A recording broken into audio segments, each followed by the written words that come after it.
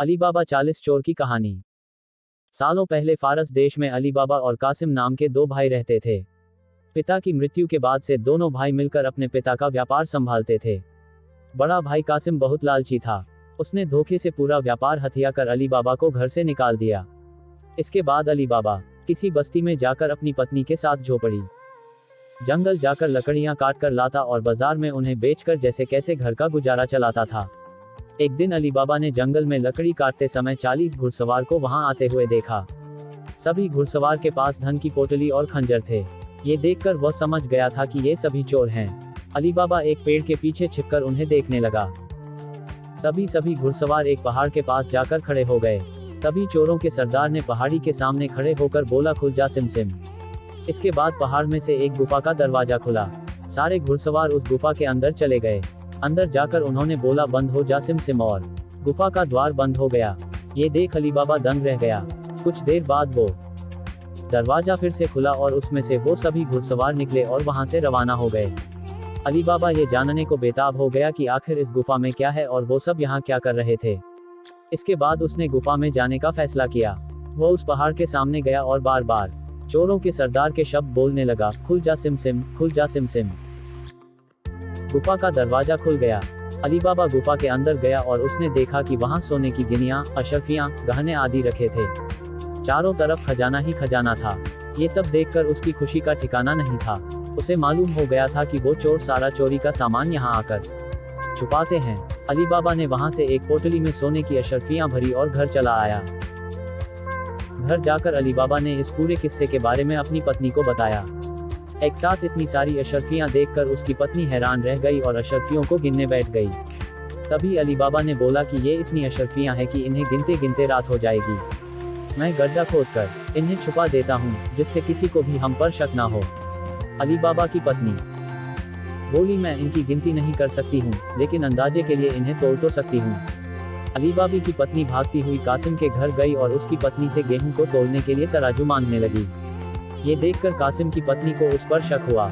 उसने सोचा कि इन गरीब लोगों के पास अचानक उनके पास इतना अनाज कैसे आया। वो अंदर गई और तराजू के नीचे गोंद लगाकर लाई और उसे दे दिया। रात को अली बाबा की बीवी ने सारी अशरफियों को तोला और तड़के सुबह उनका तराजू लौटा आई। कासिम की पत्नी ने तराजू को उल्टा करके देखा तो उस पर सोने की एक अशरफी चिपकी हुई थी। उसने यह बात अपने पति को बताई। कासिम और उसकी पत्नी यह जानकर जल भुन गए। दोनों को रात भर नींद नहीं आई। सुबह होते ही कासिम अली बाबा के घर गया और उससे धन का स्रोत पूछने लगा। ये सुनकर अली बाबा ने कहा, आपको कोई गलतफहमी हुई है, मैं तो एक मामूली लकड़हारा हूँ। कासिम ने बोला कि तुम्हारी बीवी कल हमारे घर से अशरफियों को तोलने के लिए तराजू लेकर गई थी। ये देखो, ये अशरफी तराजू पर चिपकी मिली है। सब सच बताओ, नहीं तो मैं सबको बता दूंगा कि तुमने चोरी की है। ये सुनकर अली बाबा ने सच सच सारी कहानी बता दी। कासिम के मन में लालच आ गया। उसने खजाना हथियाने का प्लान बनाया और अगले दिन गुफा पहुंच गया। वह अपने साथ एक गधा भी लेकर गया ताकि वह उस पर खजाना लाद कर ला सके। गुफा के सामने पहुंचकर उसने अली बाबा ने जैसे बताया था वैसे ही किया। उसके खुल जा सिम सिम बोलते ही गुफा का दरवाजा खुल गया। अंदर पहुंचकर चारों तरफ खजाना देखकर वह भौचक्का रह गया। उसने बोरियों में सोने की सिक्के भरे और बाहर निकलते समय क्या बोलना है वही भूल गया। गुफा से बाहर निकलने के कासिम ने तमाम प्रयास किए, लेकिन कोई रास्ता ना निकला। वह गुफा के अंदर कैद हो जाता है। कुछ देर बाद जब चोरों का गिरोह वहां पहुंचा तो उन्होंने देखा कि बाहर एक गधा बंधा है। वे समझ जाते हैं कि यहाँ कोई आया है। चोर अंदर जाते हैं और कासिम को ढूंढकर मार देते हैं। इधर जब कासिम घर नहीं पहुंचता तो उसकी पत्नी परेशान हो जाती है और अली बाबा के घर जाकर बड़े भाई को ढूंढ कर लाने के लिए बोलती है। अली बाबा ढूंढता हुआ गुफा के पास पहुंचा तो वहां उसने भाई के गधे को घास चरते हुए देखा। वह समझ जाता है कि कासिम अंदर गया था और चोरों ने उसे पकड़ लिया है। अली बाबा जब गुफा के अंदर गया तो उसे कासिम की लाश मिली। अली बाबा लाश को घर लाता है और बिना किसी को बताए प्राकृतिक मौत घोषित करके उसका अंतिम संस्कार कर देता है। कासिम की पत्नी के कहने पर अली बाबा और उसकी पत्नी कासिम का व्यापार संभालने लगते हैं और उसके साथ रहने लगते हैं। वहीं जब चोर गुफा में आते हैं और कासिम की लाश नहीं देखते तो समझ जाते हैं कि खजाने का राज किसी और को भी पता है। वह गांव में जाकर पता लगाते हैं कि कुछ दिनों में किसके घर में मौत हुई है। चोरों को अली बाबा का घर मिल जाता है। चोर ने उसके घर के बाहर क्रॉस का निशान लगा दिया, जिससे रात के समय उन्हें उसका घर समझने में आसानी हो। वहीं अली बाबा ने जब अपने घर के बाहर क्रॉस का निशान देखा तो वह समझ गया कि चोरों ने घर का पता लगा लिया है।